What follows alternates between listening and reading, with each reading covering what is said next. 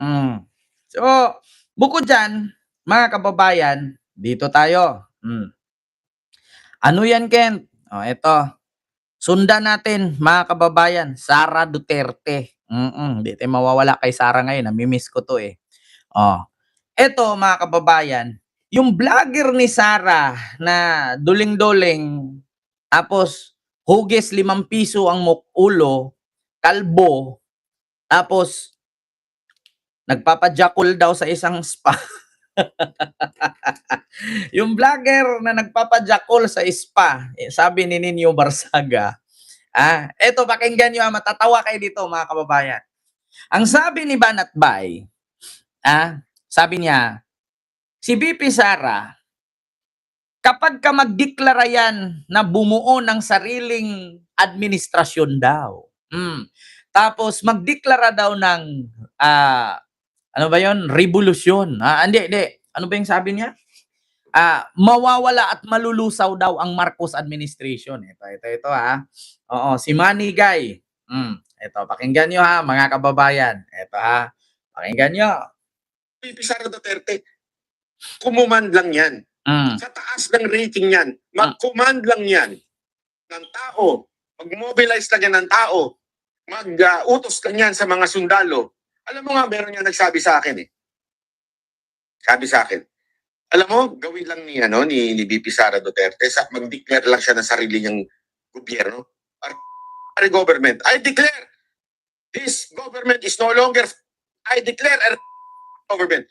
Sino revolutionary government daw. Si Sara kung mag-declared lang daw, malulusaw daw talaga, no, mga kababayan. Alam mo, siguradong taobang administrasyon na to. Taob, oo. Totoo lang, taobang administrasyon. Kasi kayang kuwang-kuha niya Mindanao. Sa lahat ng ratings, ang taas niya sa Mindanao. Ang taas niya sa Visayas. Diba? Meron niya lumalabas ngayon na video na binubo si Marcos doon sa Mindanao Wow, may video daw binubo si Marcos sa Mindanao, samantalang si Sara ang sinigaw-sigawan kaya umalis. Imbis na pumasok sa covered court, lumabas, umuwi, wagayway na lang. Di ba? Binubo daw si BBM. Saan ba kayo nakarinig na may nabu doon? Sabi nga ni Paulito Casipong, here in Zamboanga del Norte, Sara has no vote from governor, 3 congressman. Sara has nothing to gain. Sir Paulito, pangalanan ko na. Si Bertuoy ba yan? Sir Paulito, paki-comment Sir Paulito Casipong. Si Bertuoy ba yan? Tama. Totoo po yan. Nakausap ko po si Bertuoy. Nakausap ko po si Bertuoy. Kaibigan ko po yung anak niya si Darrell. Wala na, mga kababayan. Maskin yung mga kongresista nga sa Zamboanga del Norte, umayaw na. Mayor ng Cagayan de Oro, wala na rin. Congressman, gobernador, wala na din. Mga kababayan. Sir Paulito Casipong, paki-comment, si Bertuoy ba yan? Kasi pag sinabi mong Zamboanga del Norte gobernador at 3 congressman, si Bertuoy ba yung isa dyan? Nako, patay ka diha. Ito Ganon kalakas at kapangyarihan, lalo na kahit po dito sa NCR, ganon din. Bakit hindi niya ginagawa? Wow. Kasi abogado si VP Sara Duterte. Wow! Kasi si VP Sara Duterte, abogado daw. Will organize daw. Hindi daw ginawa ni Sarang mag-declared ng sariling administrasyon at mag-take over. Utusan lang daw ni Sara ang mga sundalo. Taob daw ang administrasyong Marcos. Banat Bay, sa laki ng aibag mo, kulang sa tulog yan. Itulog mo yan. Hindi daw ginawa ni Sara ang pag-declared ng pagbuo ng sariling administrasyon. Kasi abogada at well organized. Potang ina, abogada. Pero pag tinanong mo, anong masasabi mo sa pandesal? Anong sabi ni Banat Bay? Ulitin natin, mga kababayan. doon sa Mindanao Ganun kalakas at kapangyarihan, lalo na kahit po dito sa NCR, ganun din. Bakit hindi? Sabi niya sa Mindanao daw napakalakas. Sabi ni Sir Paulito, you're right, Daryl. Governor Berto Oy and Mayor of Dipolog, di ba? Di ba ayaw na nila? Kasi alam ko si Daryl, si Berto Oy, liberal yan eh. Ano yan eh. Ito, malakas daw si Sara sa Mindanao. Pakinggan natin ha. Malakas, sabi ni Banatbay. Ito ha. Malakas si Sara sa Mindanao. Ito.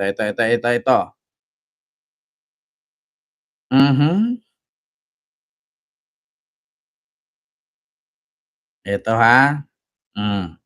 Ito, pakinggan natin. Mga kababayan, kung malakas ba talaga si Sara sa Mindanao, tignan natin kung ang mga kongresista sa Mindanao, ilan ang nag-yes to impeach Sara. Ito na. Ito mga kababayan. Ito. Somehow, lawmakers are reportedly withdrawing their names from a draft resolution supporting the impeachment of Vice President Sara Duterte. This comes just days after the House Justice Committee voted unanimously to find probable cause to impeach her. English, palitan natin Tagalog. Ito, mga kababayan. Ito ha.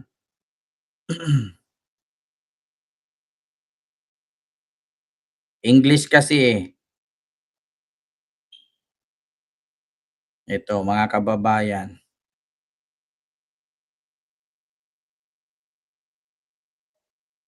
Ito ha, mga kababayan, kasi para makita natin kung talagang malakas ba, malakas daw si Sara sa Mindanao.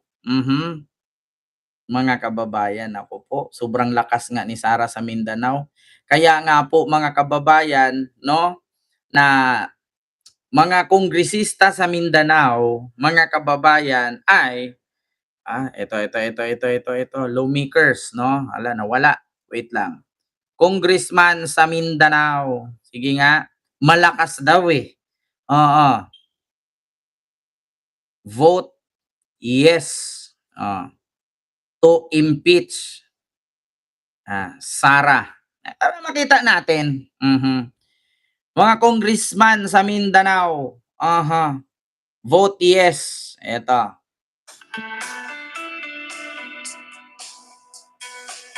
Wait lang ha, mga kababayan. Congressman in Mindanao who voted yes in the Vice President Sara Duterte impeachment complaint, sufficiency in form and in substance. Rufus Bautista Rodriguez, a Filipino lawyer and politician. He is the president of the Centrist Democratic Party and has been a member of the House of Representatives representing the Cagayan de Oro 2nd District since 2019. Rufus Rodriguez voted in favor of declaring the impeachment complaints against Sara Duterte sufficient. English pa rin mga kababayan, mahirap. Kasi pag may DDS kasi manood dyan, hindi sila maniniwala kasi English daw, AI. Isa na yun ha, si Rufus Rodriguez, mga kababayan. Bumoto, no? Para na-impeach si Sara sa Congress, no? Nung last month lang, bumoto ng yes. Actually, mga kababayan, hindi ko masyadong maano yung video na kung saan, bakit nag-yes. Marami talaga, kahit si Tubi Chanko nga bumoto ng yes sa impeachment ni Sara. Paano makakaapekto itong change ng leadership sa Senado doon po sa impeachment trial kay Vice President Sara Duterte? I'm sorry, Maricel, hindi ako pwede mag-komento dyan. Ayun na naman si ayokong pakinggan yan mga kababayan. No? Pero ang pagkakaalam ko mga kababayan, actually hindi ko siya makita Pero marami talaga mga kababayan yung 61 congressman, no? Sa Mindanao, sa Billionaire News Channel ko yun napanood na kung saan ay Billionaire News Channel. Nario News Channel. Na talagang wala na mga kababayan, no? Lahat po sila ay nagboto ng yes at 8 lang ang nag-no. Actually, napanood nyo naman siguro dito yun mga kababayan, kaso lang, medyo matagal-tagal na yun eh. No, na, ito ba yun? Matagal-tagal na yun mga kababayan na medyo marami po talaga ang umayaw na mga kongresista kay Sara sa Mindanao. So wala nang solid south. Ano ba 'yon? Wala nang solid south. Mhm. Wala nang solid south. Kasi 'di ba may solid north. So wala nang solid south. O ito, pakinggan niyo. Nalusaw na ang tinaguriang solid south ayon sa isang profesor nang bumoto pabor sa impeachment ni VP Sara. Ang baluarte ng mga Duterte, inaanay na nga ba? Ang detalye sa Agenda Weekend Report ni RJ Rosalado. Yan. Anim na isang district representative sa buong Mindanao, 41 dito ang bumoto ng yes sa impeachment case laban kay Vice President Sara Duterte. 8 lang ang pumontra, 4 ang nag-abstain at 8 naman ang hindi bumoto. Ang pinakamaraming kongresista na pumabor sa impeachment case ay sa Region 9, kung saan 10 sa 11 kongresista ang bumoto ng yes. Kasunod nito ang Region 10. Biruin nyo ang Region 9. 11 sa congressman Region 9. Pag sinabi nating Region 9, Zamboanga del Norte yan. Sa 11 ka kongresista sa Zamboanga del Norte, isa lang ang nagno. 10 lahat impeach, Sara. Putang ina, hindi mananalo. Ngayon, sinasabi ni Banatbay na si Sara, sobrang lakas sa Mindanao, kaya kayang mag-declared ng sariling government. No? At matawag dito, mataob daw ang administrasyon ni Marcos. Putang ina, Banatbay, bukang na naginip Sa ka. NCR, ganun din. Bakit gusto na to eh? Totoo lang. Tao bang administrator? Kasi kayang kuhang-kuha niya Mindanao. Sa lahat ng ratings, ang taas niya sa Mindanao. Ang taas niya sa Visayas. Diba? Meron na lumalabas ngayon na video na binubo si Marcos doon sa Mindanao eh. Ganon kalakas at kapangyarihan. Lalo na kahit po dito sa NCR, ganon din. Wow, kaya pala. Sobrang lakas ni Sara sa Mindanao. Kaya ngayon mga kongresista umayaw. Hindi niya. 10, kung saan 10 sa 14 ang mga district representatives ang pumabor sa impeachment. Sa Region 11 o Davao Region naman, nakakuha ng pinakakunting suporta ang impeachment case laban sa Vice, kung saan 5 lang sa 11 kongresista ang bumoto ng yes. O, diba? 5 sa Davao Region. Sa 11 ka congressman sa Davao Region, 5 umayaw. So, ibig sabihin, mga kababayan, kunti lang. Biruin mo yung 5 na wala sa'yo, mananalo ka pa ba? Biruin mo Davao Region yan. Davao Region. Mga kababayan, umayaw sa'yo. Utang ina, mismong region mo na yan. Tapos, Zamboanga del Norte. Sa 11, 10 umayaw sa'yo. Region 9, Region 10, sa 15, 10 umayaw sa'yo. Putang inang yan, Region 9, 11, isa lang nag-no. Lahat nag-yes. 10 nag-yes. Region 10, sa 15, 10 nag-yes. 5 lang nag-no. Region Davao, Region. Putang ina sa 11, 5, may 5 pa, Diyos ko mga kababayan, pag sinabi nating more than 1, marami. Diba? More than 1 eh. Naku, putang ina. Tapos sabi ni Banatbay, ang lakas sa Mindanao. Sobrang lakas. Kaya niya. Abogado yan eh. Putang ina. Bakit hindi niya ginagawa? Kasi? Kasi abogado si VP Sara Duterte. Wow. Kasi si VP Sara Duterte, oriented din katulad ni Pangulong Duterte. Oriented. Nung panahon ni Pangulong Duterte, marami nag-uudyok sa kanya magkaroon ng government. Revolutionary. Marami. Alam mo, ang sagot ni Pangulong Duterte, magulo yan. Marami daw nag-udyok kay Digong noon na magtatag ng revolutionary government. Hindi daw ginawa ni Digong kasi gulo yan. Pero, ito Banatbay yung ka-fake newsan mo Banatbay, ang bilis mong sunugin. Hindi daw ginawa ni Digong ang revolutionary government kasi gulo. Pero sinulong nila na ihiwalay ang Mindanao sa Luzon at Visayas. Diba? Baka nakalimutan nyo si Digong gustong ihiwalay ang Mindanao. Anong sabi niya? Mag-declare tayo, revolutionary government kayo, mga sundalo, mga kapulisan. Hindi daw ginawa ni Digong.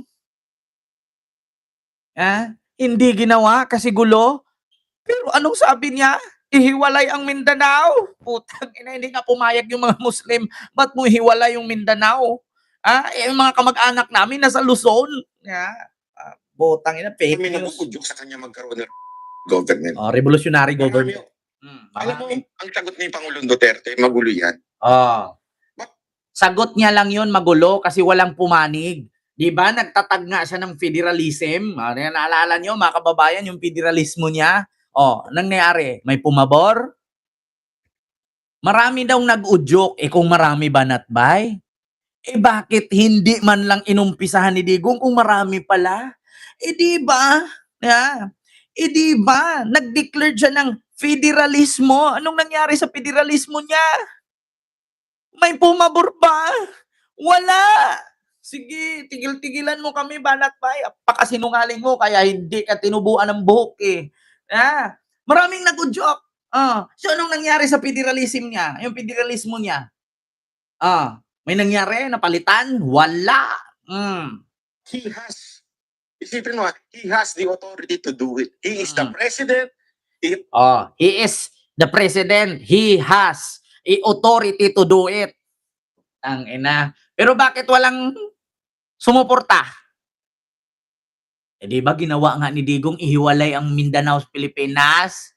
Anyari? Banatbay? Anyari? Kaya hindi ka tinubuan ng buhok, animal ka. Sinungaling ka Kung si Pinocchio nagsinungaling, tumaas ang ilong. Si Aimee nagsinungaling, tumaas ang baba. Si Banatbay na kalbo. Hindi, tinubuan ng buhok.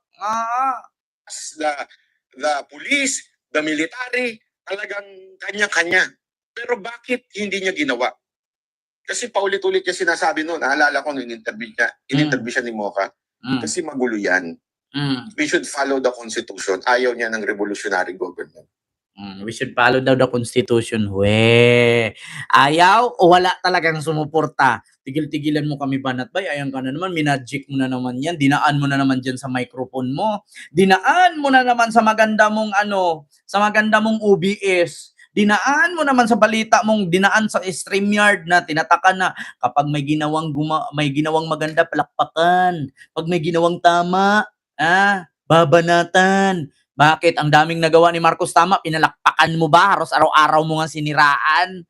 Putang inang yan. Burahin mo yan. Burahin mo yung logo sa live mo Kapag may ginawang tama, palakpakan. Pag may ginawang mali, babanatan. Putang ina, puro kabanat, wala kang palakpak. Animal. Pinagluluko mo yung mga viewers mo. Asan yung palakpak mo? Ni isa nga sa video mo, wala kang pinakita dyan ng gandang nagawa ni Marcos na pinalakpakan mo. Putang ina ka, tanggalin mo yan, Banatbay. Pinagluluko mo yung viewers mong hayop ka. Kapag may ginawang magandang administrasyon, papalakpakan. Pag may ginawang mali, babanatan. Puro ka lang banat, wala ka mong palakpak. Nang ina mo, pinagluluko mo na yan. Banatbay, don't me. Magkasama tayo noon, magkano bayad sa'yo? Tigilan mo nga kami. Di ba? Sino bang hindi nakakilala sa'yo? Magkakasama tayo lahat noon. Banatbay, minsan-minsan mangumpisal ka. Huwag masyadong maging demonyo, Banatbay. Magamatuluyan. Matubuan ka ng sungay yan. Mabilis pa naman makita kasi wala kang buhok. Sino pinagluluko mo? Di ba? Yung kapatid mo nga nagtinda ng sasakyan, sira. Puro pa jakol. Sinong pinagluluko mo? Yung kapatid mo nag-o-offer ng sasakyan sa isang OFW, nung tinesting ng OFW, sira. Tapos nagjajakol pa sa harapan ng video call. Putang ina. Sinong pinagluluko nyo? Magkakasama tayong lahat noon. Di ba? Banatbay, tigilan mo nga ako. Bakit ikaw lang ba naging DDS noon? Naging DDS din ako. Umayaw lang ako. Bakit? Dahil sa kasinungalingan ni Digong. Putang ina, Banatbay. Sinong pinagluluko mo? Ilang beses tayo nagkikita sa mga meeting dyan sa Makati. Sa E. Rodriguez, sa BGC, sa Makati. Akala nyo hindi. Sa Metro, Tigilan nyo nga ako. Diyos ko. Ay, nako. Pasalamat ka, hindi ako mahilig mag-picture. Kung mahilig lang ako mag-selfie na nagmi-meeting-meeting tayo, putang ina, mas lalo kayong masusok. Kwento ko pa lang to. Kwento ko pa lang to, wala pang picture Paano kung mabuksan ko yung GC natin? Di ba may plano kayo noon? Gumawa kayo ng Vloggers Association, gawin yung party list. Hindi sumang-ayon ang mga vlogger kasi kami yung magiging pagod, kayo yung naging congressman, di ba? Pinagplanuhan nyo yan noon. Akala nyo nakakalimutan ko yung pinagplanuhan ninyo?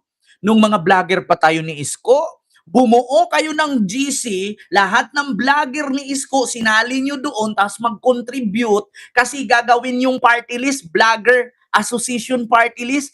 Walang sumang-ayon. Bakit? Kami yung vlogger, kayo yung makaupo sa Congress. Ano yung tanga lang? Yeah. Baka nakalimutan nyo yung plano nyo yan. Di ba? Binuo nyo lahat ng vlogger. Kasi magtatayo kayo ng party list, Vlogger Association party list. Philippine Vlogger Association party list. Tapos, pag nanalo ang party list, kayo umupo sa Congress. Kami, gawin yung attack dog, gawin yung manok, tapos paaambagin nyo pa kami, loso nyo. Kaya nag-atrasan lahat. May GC tayo, tigilan nyo ako. Tigilan nyo kami. Tanong nyo kay Ninyo Barsaga. Lahat kami nag-atrasan yan. Biruin nyo, nilikom lahat ang vlogger, pinagsama-sama sa isang GC, bubuo ng party list, sino yung magiging kongresista, representative? Tapos kami maging manok, maging aso taga-tahol, kayo doon nakaupo sa kongreso, for what? Diba? Sino pinagluloko niyo? Ako, nilabas ko yan, totoo yan. Tanong nyo kay Ninyo Barsaga.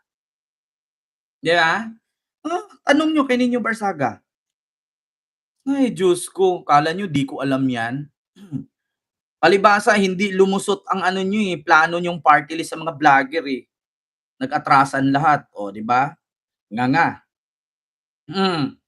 So ito yung sunod, mga kababayan. Kala nyo pinagluloko nyo kami. First time kong binigkas yan. First time kong sinabi yan, itanong nyo kay Ninyo Barsaga. Alam ni Ninyo yan. Naglayasan kami lahat doon, nag-alisan kami lahat doon. Kasi bakit? Gagawa ng party list. Sila magiging congressman, kami magiging aso. Ano yun? Hi, Koy. Hindi si biyahe ni Koy, iba. Yung Koy, yun yung gusto maging congressman. Diyos ko. Hindi si biyahe ni Koy, ibang Koy. Hindi ko na pangalanan, basta Koy. Kilalanin ninyo yan. Ewan ko kung nasaan na si Koy ngayon, baka bumalik na ng Canada. So yun yung sunod. Yun yung